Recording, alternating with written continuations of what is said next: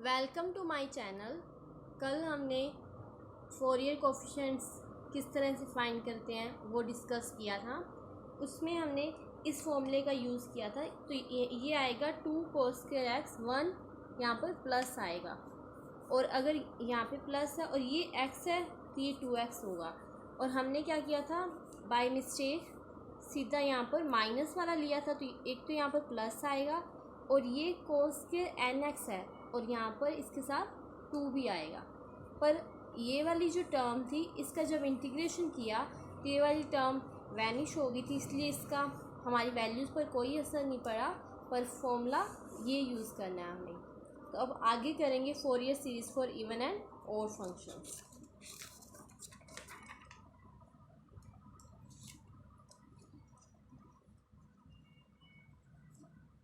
Fourier series for even and odd functions. Even और odd function हम discuss कर चुके हैं क्या होते हैं। तो अब देखते हैं कि अगर हमारे पास एफ एक्स इवन फंक्शन है,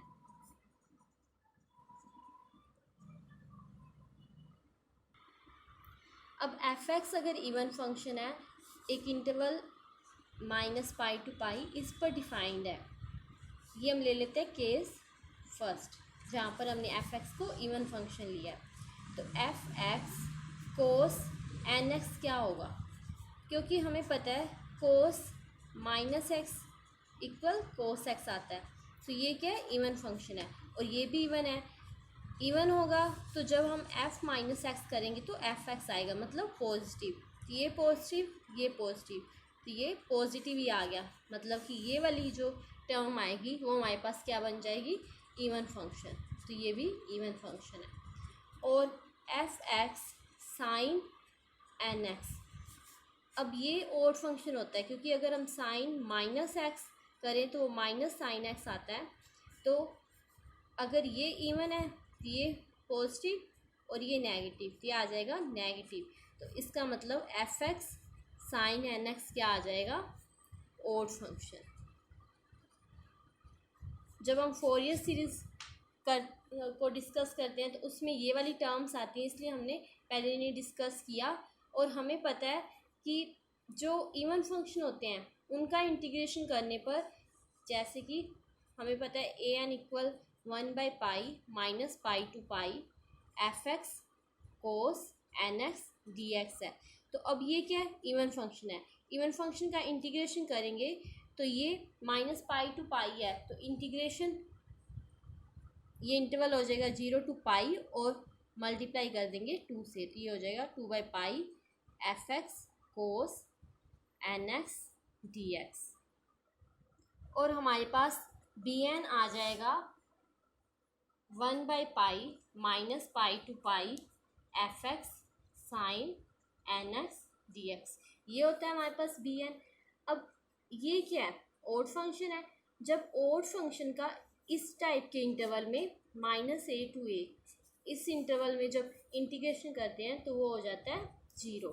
तो हमारे पास जो फोरियर सीरीज़ है उसका एक्सपेंशन क्या आ जाएगा, f x equal a0/2 plus summation n1 to infinity a n cos n x. ये क्यों आ गया, क्योंकि ए एन की तो वैल्यू आ रही है पर जो बी एन है वो 0 हो गया, तो जो बी एन वाली टर्म थी वो ख़त्म हो जाएगी और एफ एक्स इक्वल ये आ जाएगा। और यहाँ पर ए एन क्या है, ए एन और एन क्या है, यहाँ पर एन ग्रेटर देन इक्वल 0, क्योंकि जब एन 0 करेंगे तो ए नोट आ जाएगा और 1 to इन्फिनिटी यहाँ पर है ही।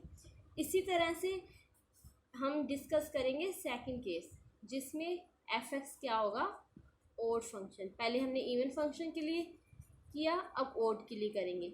ये वाली जो सीरीज़ है इसमें क्योंकि कोस वाली टर्म्स आ रही हैं, इसलिए इस सीरीज़ को कोसाइन सीरीज़ भी कह सकते हैं। ये आ गई हमारे पास कोसाइन सीरीज़।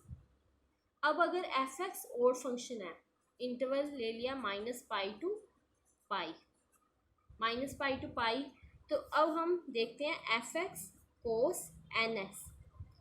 ये होता है इवन और ये ऑड। ओड और इवन, तो क्या बन जाएगा ओड फंक्शन। और ये होता है, ये ओड लिया हमने और ये ओड, ओड और ओड इवन फंक्शन, ये आ जाएगा हमारे पास इवन फंक्शन।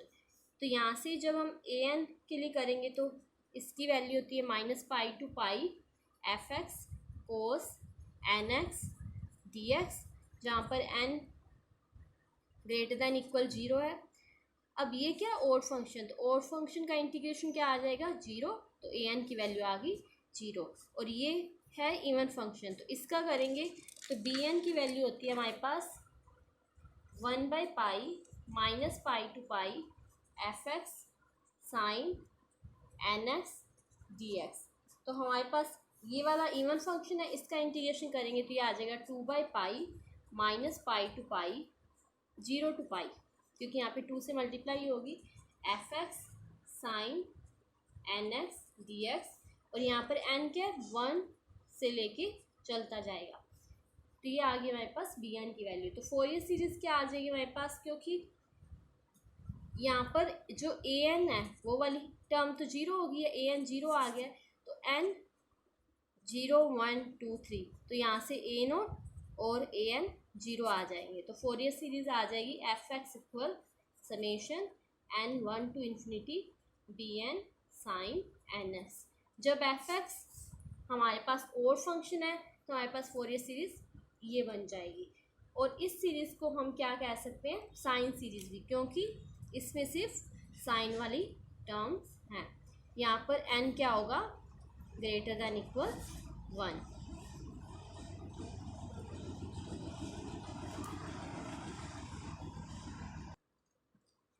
इसके बाद हमारे पास कंडीशंस आती हैं, डिरिचलेट कंडीशंस। ये कंडीशंस हैं फॉर फोरियर एक्सपेंशन। किसी फोरियर एक्सपेंशन के लिए ये कंडीशंस का होना ज़रूरी है।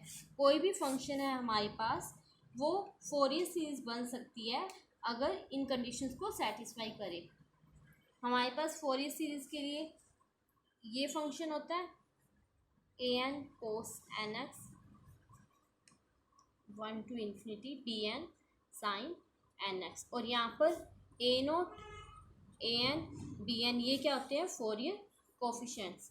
अब ये जो फंक्शन है, इस तरह का कोई फंक्शन, वो फोरियर सीरीज कब बनता है, अगर फंक्शन पैरोडिक हो। सबसे पहले फंक्शन पैरोडिक होना चाहिए, उसकी सिंगल वैल्यू आनी चाहिए और फाइनाइट होना चाहिए। दूसरा, फंक्शन की फाइनाइट नंबर ऑफ डिसकंटिन्यूटीज आनी चाहिए एक पीरियड में, finite number of discontinuities in any one period।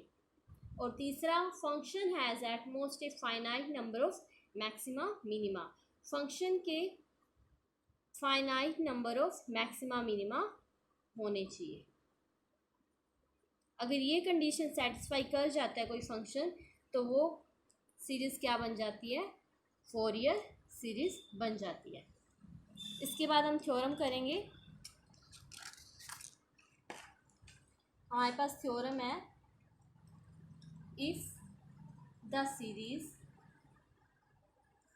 A naught by 2 plus summation n 1 to infinity a n cos n x plus b n sine n x converges uniformly to a function f on interval दे रखा है -पाई to pi, then it is the Fourier series for f on -pi to पाई। इसमें क्या दे रखा है कि अगर हमारे पास इस तरह की कोई सीरीज़ है जो कन्वर्ज कर रही है यूनिफॉर्मली इस फंक्शन पे, इस इंटरवल पे, तो वो क्या होगी, फोरियर सीरीज़ होगी इस फंक्शन के लिए इस इंटरवल पे। तो ये प्रूव करना है हमने। तो मान लेते हैं कि जो सीरीज़ है हमारी वो कन्वर्स कर रही है यूनिफॉर्मली टू एफ एक्स पे कन्वर्स कर रही है। ये वाली जो सीरीज़ है वो एफ एक्स पे कन्वर्स कर रही है। तो एफ एक्स इक्वल हो जाएगा a0/2 plus summation n1 to infinity an cos nx plus bn sine nx। इसको मान लेते हैं फर्स्ट कंडीशन, क्योंकि जो सीरीज़ है वो यूनिफॉर्मली कन्वर्जन कर रही है, कन्वर्जेंट है एफ एक्स पे। तो जो एफ एक्स होगा क्या आ जाएगा, इंटीग्रेबल आ जाएगा इस इंटरवल पे -π to π। तो फिर हम इसको क्या कर सकते हैं, टर्म बाय टर्म इंटीग्रेशन कर सकते हैं। तो हम इंटीग्रेशन करेंगे -π to π f x d x equal -π to π a0/2 dx plus summation n1 to infinity an -π to π cos nx dx plus bn -π to π sin nx dx। अब देखिए इसका जब इंटीग्रेशन करेंगे तो हम पहले डिस्कस कर चुके हैं कि हमारे पास इसका इंटीग्रेशन और इसका इंटीग्रेशन हमारे पास क्या आता है, 0 आता है फॉर ऑल n।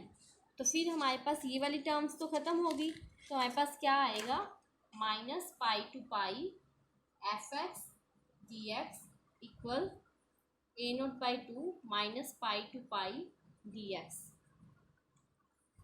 अब ये तो कांस्टेंट है, तो a0/2 1 का करेंगे तो x -π to π a0/2 लिमिट रख देंगे तो ये आ जाएगा a0/2 2π इक्वल a0π। तो यहाँ से आ गया a0π equal -π to π f x d x.